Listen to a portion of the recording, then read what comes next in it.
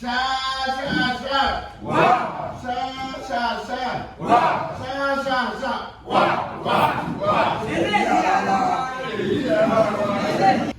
understand what the jobs are. They also understand the peculiarities of our situation. They will not allow the peculiarities of our situation to determine the right thing to do. I'll combine that the two together. And I'll give you one more example, then I will address your scholarship. I gave, by the way, I will address that shortly. I gave 1,000 scholarship for JAM, this JAM Tolo. And I asked myself, shall you want to keep 1,000 any more friendly? Have you moved faking? Will you watch the other saying, you know, 1,000, 200, cookie. She had no more only about the war, and I was playing my mind. It's not about the noise. It's about how many people scale through.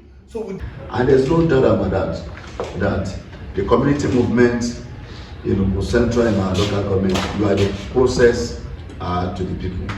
In a mobility transformative budget, in a mobility corporate to ya, in a mobility or not require grading. So I'd like to show appreciation for the support you gave me during the election. I cannot take that for granted. So I've come first and foremost to say a shame. And I promise you then that I will not come back only when elections are approaching. That I'll come back and I'm going to address the issue of town hall meeting. That I'll come back regularly to seek your input.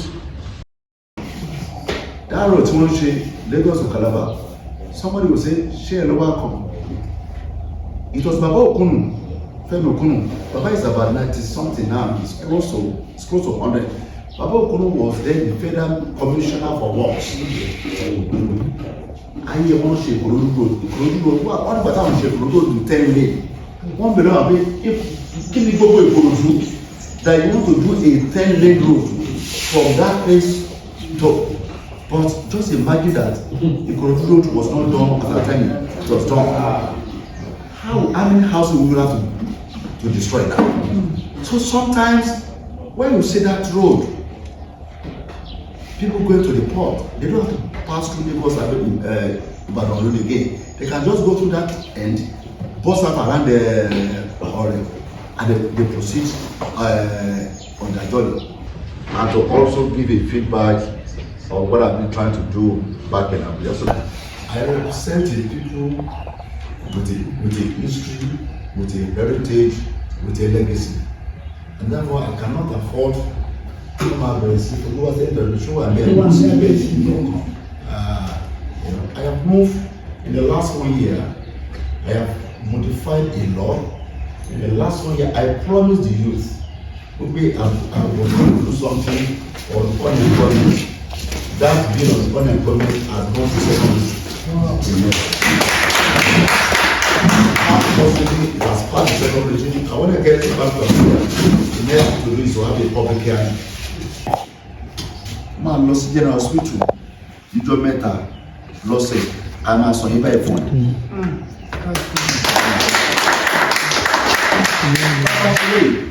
Onídìí kò sílé kó máa rùn. Ẹ̀kejì ìmú ẹ̀ ò ní jọba. Ẹ̀kẹta nígbà tẹ́ni tí ò ti lè ṣe ọdún mẹ́ta mẹ́rin nígbà tí ẹ wá tó bẹ̀rẹ̀ ẹni kò lọ mú 2 years experience àṣọ ọ̀rọ̀ àlọ́jà yìí. Ṣé ó máa bẹ̀rẹ̀ ṣẹ́ẹ̀tì kan náà ní kó tó ní toilet experience?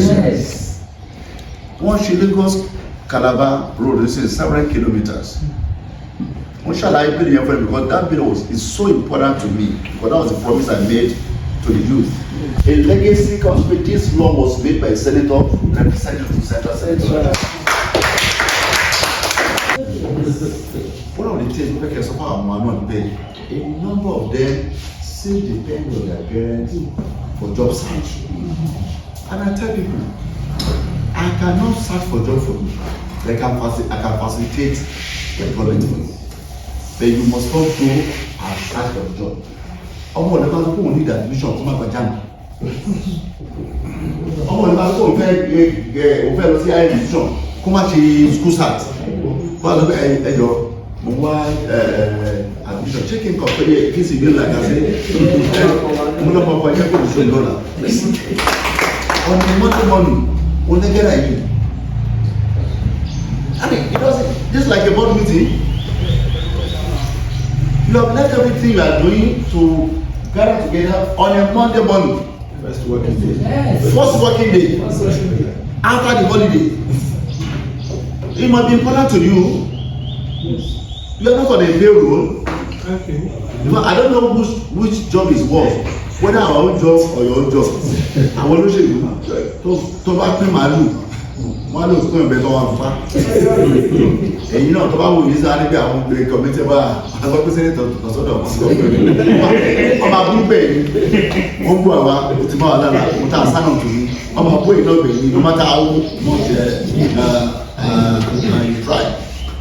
If my own dad is involved with the community, let go. Don't go to one on one. The chairman. The chairman. So it must be important. It must be important to you. Therefore, we to have fair no then we pay Senate of money 50 slots. Okay, we are 2010, we are 2018. After Shadi Milo, Baba Senator Yoro, when it was 100, I moved a motion on of the Senate sent a representation to his 100 years anniversary. And as I'm speaking now, one of the things I also want to do is that on Otolosi, Abule Baba Yoro Furejini Ifo. We effect Baba Yoro. This is the road that leads to his village. For me, those are the kind of things I believe a senator should be doing. Oh, yeah. And I also need your support. Cherry, when they climb to the way, Tabaromolo School, to the university, one can call courses. To Baba say, oh, the graduate. The courses say, to Bati share, not call pass. Come over, say, oh, let him courses, they pay lot to come. But when an environment, we pay, is a senator, who not Sophie. Ó láti representation, ó láti ṣe appropriation. Iṣẹ́ mẹ́ta tí senator ní nìyẹn. Níjọ́ lẹ́gbẹ́ pé senator ń pín ọ̀kadà ní Amẹ́ríkà. Níjọ́ lẹ́gbẹ́ pé senator member of national parliament ní Britain wọ́n ń pín dryer. But gbogbo tí mo sọ yìí ẹni mo lè bá sọ kò ṣe campaign ta. Àwọn tó máa yẹ kókó tẹ nílé wọn pé wọ́n kọ́ wá pẹ̀lú táàkì lọ wọ́n kọ́ wá pẹ̀lú motion fi motion lẹ̀ kẹrù wá. Tí ó fi jẹ́ pé àwọn aṣòfin náà wọ́n á kàn fi kọ́ kọ́sìsì ẹ̀lẹ̀ wọ́n á fèsì elective. Anybody can distribute ọ̀kadà. It could require ọ̀pọ̀lọpọ̀ kan. Anybody can distribute a sewing machine. You don't have to go to school to do that. But while we are doing that, I'm also conscious of the fact that I am also should be smart enough to deal with the reality, even when I know what the ideal should be. And that's why I struggle to combine the two. Let me make a mark so that Lọ́jọ́ iwájú records will be there. I was a senator from Ogun Central. But at the same time, let me also go back home and say, I need the Okada here. Okay, one bá tí mo ní Okada, òun rè, drag them, any sewing machine, èmi náà rí mẹ́wàá ẹgbàá. But I know that those are not developments. Yes, those are not developments. But I cannot go out and say it. I can only talk about it within the elected people here. Nobody does the maso. It doesn't matter. But we also need the support of communities like this to explain to people. Let me give you an example. Ṣé mo pé ọ̀pọ̀lọpọ̀ wá sí LMT, ẹlòmíì ló Airtel, ẹlòmíì ló Glo. Tí Glo bá mọ̀ pé àdúgbò kan yìí ní community ní o, àwọn fẹ́ gba owó wọn kó lè jẹ́ customer wọn, àwọn ló máa lọ rí PlayStation síbẹ̀ wọ́n ní pé ìkọ́ tó rí. Because wọ́n mọ̀ ní ìdúró yìí. They will find their way there. Wọ́n á rẹ̀ tilẹ̀, wọ́n á rẹ̀ ti, wọ́n á gbé generator síbẹ̀, wọ́n á fi ọ̀nàdẹ síbẹ̀. Because tẹ́ ẹ̀ náà mọ̀ pé ẹ mọ̀ pé tí network bá wà, wọ́n mọ̀ pé àwọn amẹ́kì owó. ṣé o kò tán base station n tó bí distribute communication equivalent fún NEPA only transformer. Why will it not be the responsibility of communities to be erecting transformer for IBEDC? When you connect them, you are still going to collect money from them. So a lawmaker can decide to distribute transformer. It's good, but that's not the solution. The solution is to make IBEDC accountable. I say the same way MTN and Glo and Airtel are giving people base station. Go and give people transformer. That's the job of a legislator. That's the job of a legislator. You don't say Senator of the US distribute transformer, but they will make law that will compare Eto Ekoshe to do that job. Thank you, sir. But put that when suffering to you. If not, what transformer to go there? But you have transformer there. We will not have sort in no particular 13 for tickets. Then will commit to my people for you. Why go back transformer? But despite we'll get there. Amen. But despite that, I've decided to be different because I understand what the job is. So I understand what the jobs are. They also understand the peculiarities of our station. They will not allow the peculiarities of our station to determine the right thing to do. I'll combine that the two together. And I'll give you one example, then I will address law. A word or scholarship. I gave, by the way, I will address that shortly. I gave 1,000 scholarship for JAM, this JAM Toloi. And I ask myself, Sharibu Atokiki 1,000 anymore feni. Àbí mo fẹ́ kí n wò lọ́jọ́ iwájú pé ọdún kan ọdún méjì sẹ́yìn nínú àwọn 1,000 tó bá lè gbọ́mọ 100 òun ló gòkè ṣé ẹnu máa tẹ̀mí lọ́rùn ní àbáríwó ọjà. And I was clear in my mind, but it's not about the noise, it's about how many people scale through. So we divided the 600 so we divided the 1,000 into two.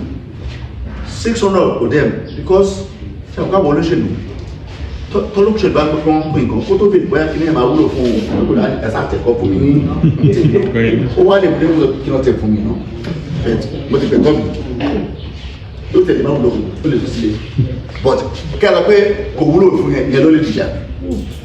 So I wrote to the Minister of Education pé I want mo ti pé kí sí mi 1,000 candidates ọmọ tó bẹ́ẹ̀ pé tí mo tó bá kọjá the possibility to my pass high. You pay kind of pay M1,000 local government. So I wrote to the Minister of Education about 600 of our two schools see. Tell the record performances for all. The records one so they were easy. So every time call jam one pass. So they went through their records and they gave me 600 from SS local government through their principals. Because principal man to bring life, so you can turn Jamunia will be indigent. So they gave me those 600. In order for home, always the command rules to be paid. They will look on principal. So I left 400 to them. Pay for those 400. I was very clear. But you call it fún ìlú àtúndùbà ẹmọtẹ máa fún ó láti ní 5 level credits because kí ló fi jáàmù ṣe nígbà tó máa ní 5 level credits. So they also ó ti jà ó ti rí àdúgbò at least ó minimize the wastages that were resulted from just 20 times. So usually our approach is different.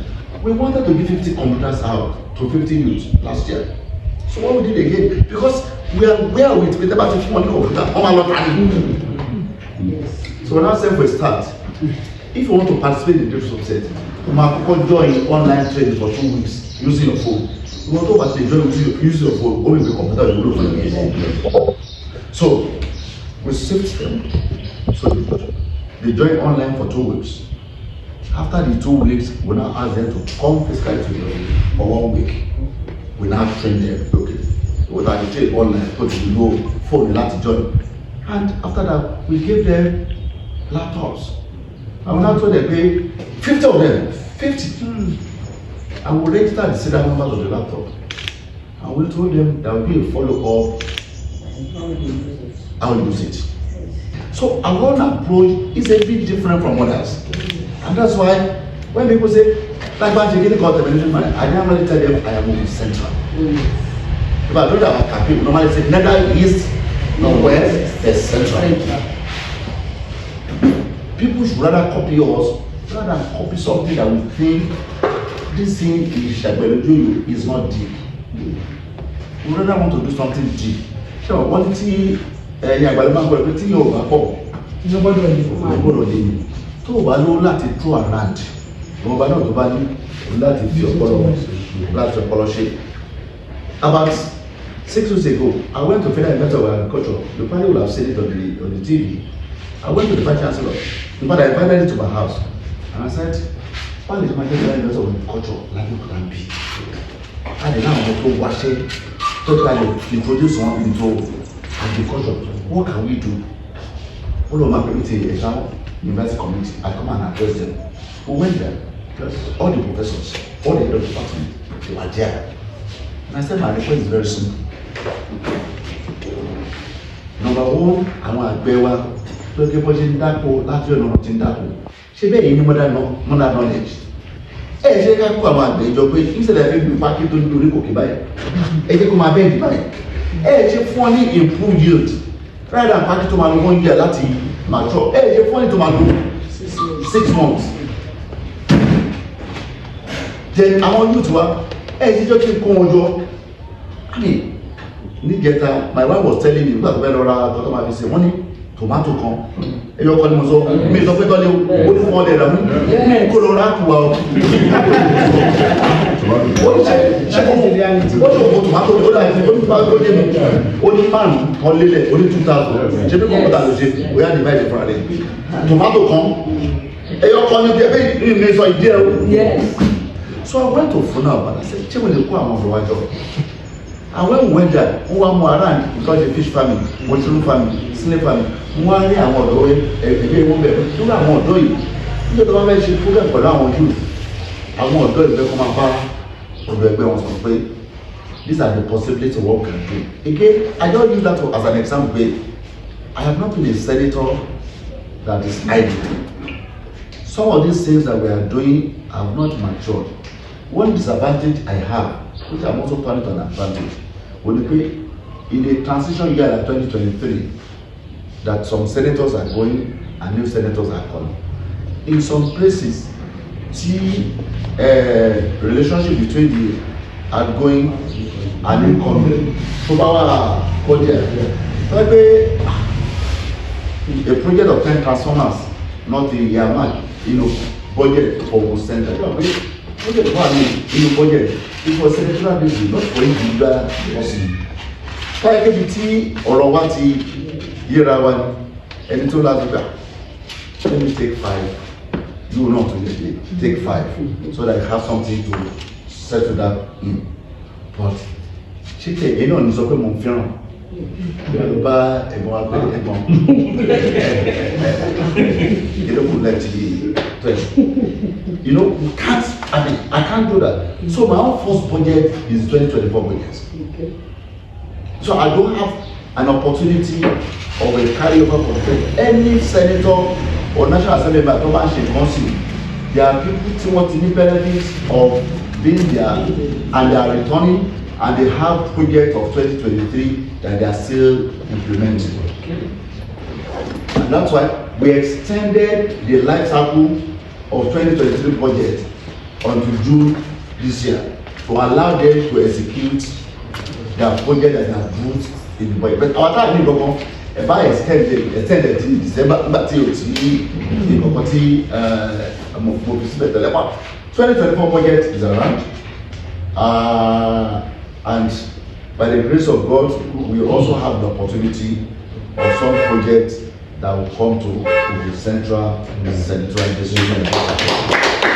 And as we are doing so, as we are also commencing 2025 budgets, and I'm going to be making requests of that very shortly, we also have the opportunity of putting some projects that are important to the Central in our budget. So at the Senatorial District, it's a very laudable project where we're having a meeting. But some local government, it might not be all. It might be something else. Sometimes it might be a permanent care center. In some places, it might be hall, or it might be borehole, public borehole where people in the neighborhood can fetch water, can use development center. But I am committed. I'm committed to living in legacy project in each of our 6 local governments. I've spoken at length. It's because I'm excited to be back here. This is where I came to seek for a mandate. I spoke with you, and I had the backings of the communities. And I moved ahead and said, if the communities will be behind me, then God must be behind me. God that has done for Tinubu, that has done for me, will turn your struggles into stepping stones.